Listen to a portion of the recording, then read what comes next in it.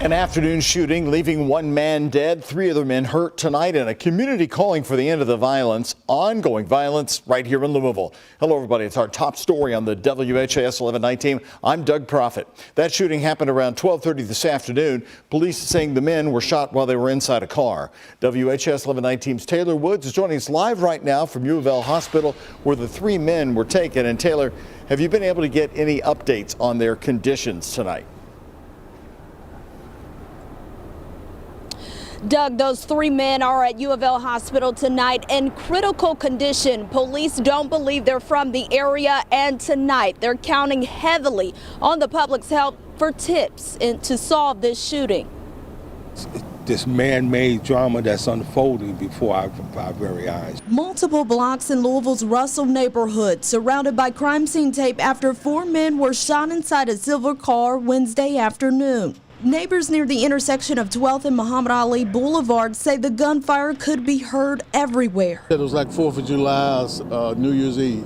Louisville Metro Police say 1 man died at the scene and 3 other men were taken to U of L Hospital. 2 JCPS schools in the area were placed on heightened security at the time, and community activist Khalid Rahim says the violence is getting out of hand. A lot of stuff used to happen at night, in the dark undercover.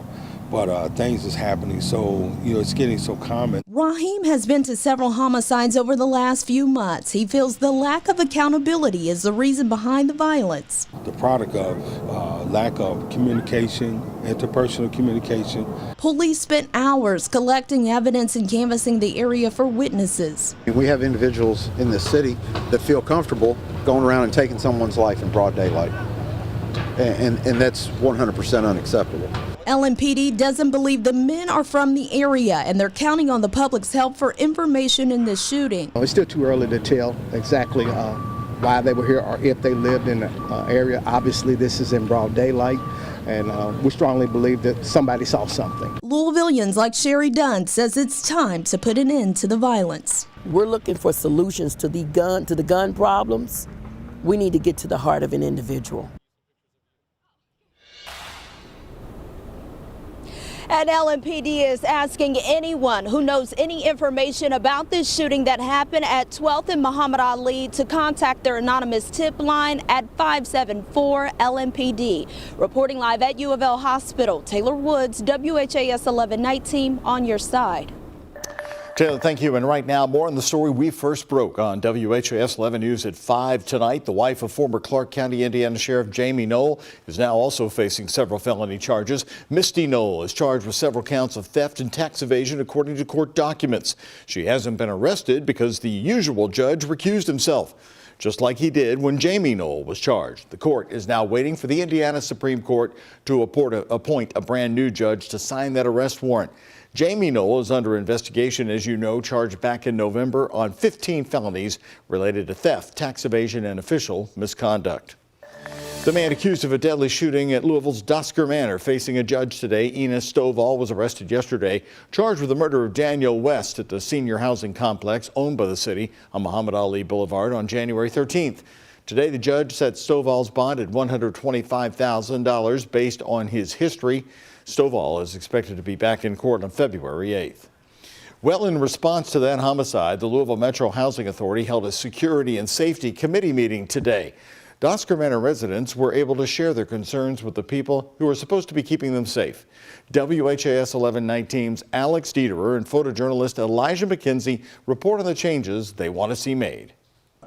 These problems have been decades in the making. Safety and security. We do not have decades to fix these problems. Issues the Louisville Metro Housing Authority set out to address with city leaders, advocates, and residents of Dusker Manor. Security at Dusker is set up for failure. Scott Ball owns the company that provides security at the housing complex. He says major changes need to be made to the building's entryways, making them more secure for the people who live in the building and keeping people who don't out. Safety and security here at Dusker Manor, those are the issues at hand. But as Chanel Helm tells us, those issues can't be addressed unless the living conditions are also addressed with them. If there are rules and protocols, they can't be followed if I'm hungry, if there's water on my my bed. One of our guys can't even come in here today because the damn toilet is all over his floor in his apartment that looks like a jail cell. Chanel Helm of Black Lives Matter Louisville has long advocated for those who live at Dusker Manor. This is not anything new to LMHA, and we need to really say that. Metro Housing Authority Executive Director Elizabeth Strojan just stepped into the role this month. My first impression of Dusker Manor was that it's unacceptable,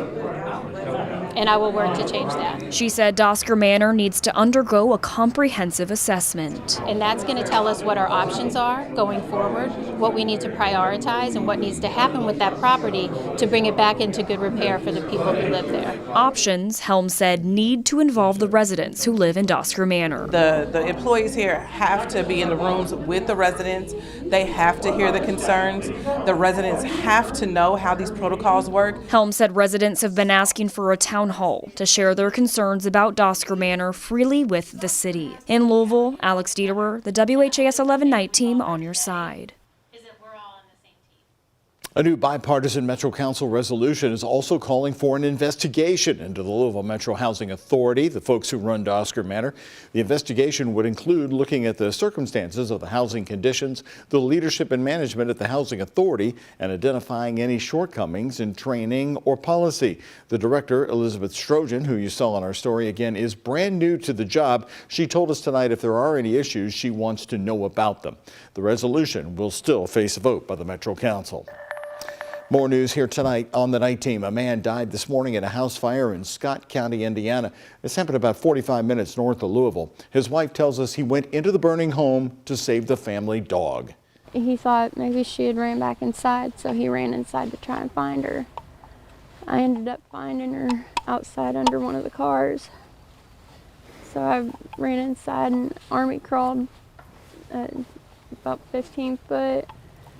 To where I could see him, and I told him that she was safe outside and that he needed to come on out.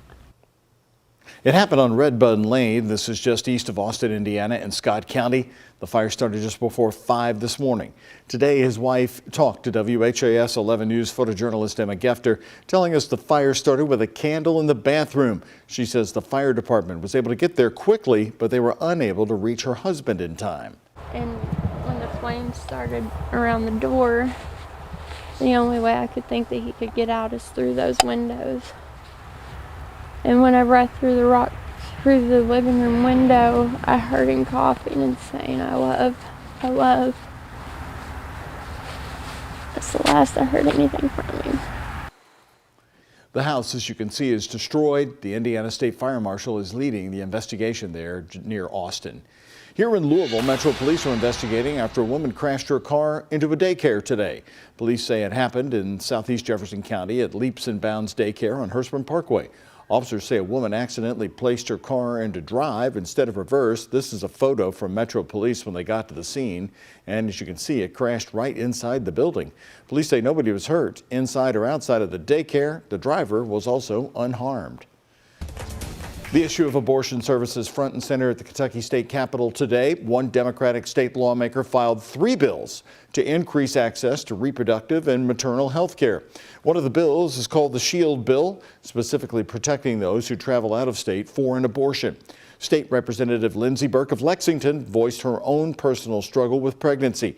She's lost 2 of 3 children to medical complications in the womb. Burke says having options made the difference, including traveling to Cincinnati for its resources.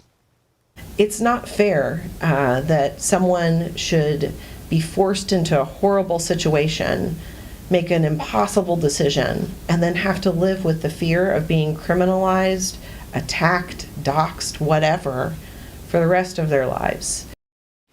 The SHIELD bill explicitly states women traveling out of state for legal abortions are protected from prosecution. The doctors would be protected too. The bill will also provide an avenue for patients to sue the state for violation of civil rights if they feel their health care privacy was infringed upon. Clerk will take the roll. There being 79 members voting yea, 17 members voting nay. House Bill 96 is passed. And a bill we've been telling you about to add a moment of silence and reflection to start off the school days in public schools has passed out of the Kentucky House.